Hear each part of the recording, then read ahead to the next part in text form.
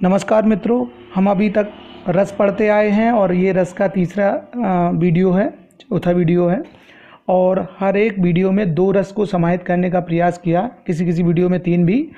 तो इस वीडियो में जो रस पढ़ने वाले हैं हम लोग, वो भयानक रस और बीभत्स रस के बारे में पढ़ेंगे और परिभाषा और उदाहरण और समझेंगे कैसे कौन कौन से प्रश्न बनते हैं परीक्षाओं में। तो मित्रों, मैं बता दूं इससे पहले, यदि आपने इस चैनल को सब्सक्राइब नहीं किया है तो मेरा निवेदन है कि चैनल को सब्सक्राइब कर लें।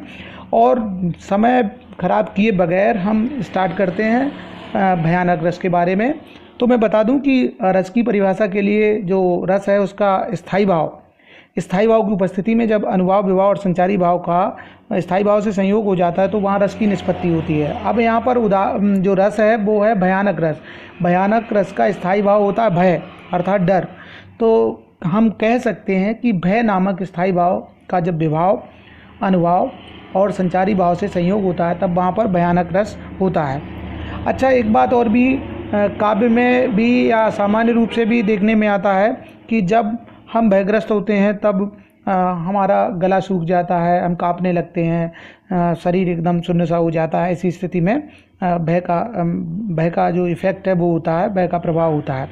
तो हम कह सकते हैं किसी भयप्रद वस्तु, व्यक्ति या स्थिति का ऐसा वर्णन हो जहाँ हृदय में भय का संचार हो जाए तो काव्य में वहाँ पर भयानक रस होता है। तो एक बार फिर से परिभाषा देख लें, एक साहित्यिक परिभाषा देखें तो ये है कि भय नामक स्थायी भाव की उपस्थिति में अनुभाव, विभाव और संचारी भाव से संयोग होता है तब वहाँ भयानक रस होता है। और किसी भयप्रद वस्तु या व्यक्ति या स्थिति का ऐसा वर्णन काव्य में हो जहाँ पर हमारे मन में डर का, भय का संचार हो जाए तो समझ लो भयानक रस होता है। उदाहरण दिए जाएं तो पढ़ के हम समझ जाते हैं कि इन पंक्तियों में भयानक रस है। तो मित्रों, परीक्षा में बहुत सारे बात भयानक रस के उदाहरण पूछ लिए जाते हैं या उदाहरण दे दिए जाते हैं तो भयानक रस के बारे में पूछ लिया जाता है। तो हम कुछ भयानक रस के उदाहरणों के बारे में भी बात करते हैं। जैसे आज बचपन का कोमल गात, जरा का पीला पात, 4 दिन सुखद चांदनी रात और फिर अंधकार अज्ञात। भय ऐसा भी होता है जो तुरंत दिखता है और एक मन ही मन चलने वाला भय होता है। जैसे यहाँ पर आज बचपन का कोमल गात, व्यक्ति अपने बारे में सोचता है कि बचपन का वो नर्म शरीर, जरा का पीला पात अब वो पीले पत्ते के समान हो गया है वृद्ध होने पर, और 4 दिन सुखद चांदनी रात और फिर अंधकार अज्ञात। और कुल मिला के ये है कि 4 दिन की चांदनी फिर अंधेरी रात हो जाती है, अर्थात शरीर भी कुछ समय के लिए सही रहता और फिर जाके वही स्थिति हो जाती। इससे ये एक अज्ञात भय है, एक अज्ञात डर है। तो यहाँ पर भी भयानक रस है। इसके बाद एक उदाहरण है जो बहुत सामान्यतः प्रमाण पत्र परीक्षाओं में बहुत ज़्यादा पूछा जाता है और यह उदाहरण विद्यार्थी लिखते भी हैं। एक और अजगरही लखी, एक और मृगराज, बिकल बटोई बीच में परेऊ मूर्छा का। बटोई मतलब राहगीर।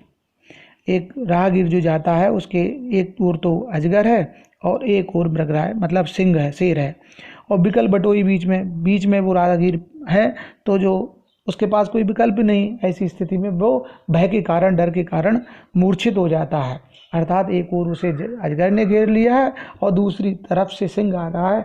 ऐसी स्थिति में जो राहगीर है वो बटोई डर के कारण मूर्छित हो जाता है। तो यहाँ पर भयानक रस होगा। अब आता है बीभत्स रस। परिभाषा के लिए वही एक कह सकते हैं कि ये संकट मोचन उपाय है कि आप केवल वास्तव में याद कर लें स्थायी भाव और फिर परिभाषा याद करने की आवश्यकता नहीं रह जाती है, और इसको टिप्स भी मान सकते हैं।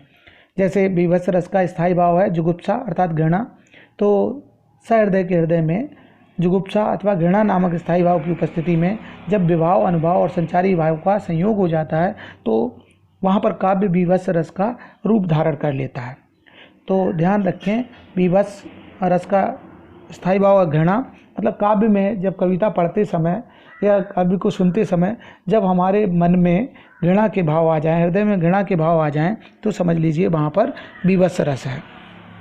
उदाहरण देख सकते हैं और उदाहरण से बहुत सारी चीज़ें स्पष्ट हो जाती हैं कि जैसे उदाहरण है यहाँ पर, सिर पर बैठे काग, आँख दो खात निकारत, खींचत जीवै सियार, अति आनंद उर्धारत। यहाँ पर अंतिम जो पद हैं वो आनंद उर्धारत लिखा है, लेकिन वास्तव में जो देखने वाला है एक मृत शरीर या मृत पशु के शरीर को पर सिर पर बैठो काग, कौआ सिर पर बैठा है, आँख दो खात निकारत, आँख निकाल कर खा रहा है, खींचत जीवै सियार, सियार खींच रहा है जीभ से, अति आनंद उदारत, और ये जीव बहुत ज़्यादा आनंदित हो रहे हैं, प्रसन्न हो रहे हैं। लेकिन जो दृष्टा है या सुनने वाला है या पढ़ रहा है, उसके मन में घृणा का भाव आ रहा है, जुगुप्सा का भाव आ रहा है, घिन का भाव आ रहा है। इसके बाद दूसरा उदाहरण भी बिल्कुल ऐसा ही है। गिद्ध जांग कह खोद खोद के मांस उचारत, जांग मतलब पैर से ऊपर का भाग, गिद्ध खा रहे हैं। स्वान अंगुरिन काट काट, स्वान माने होता है कुत्ते, अंगुरियों को काट काट के खाते हैं।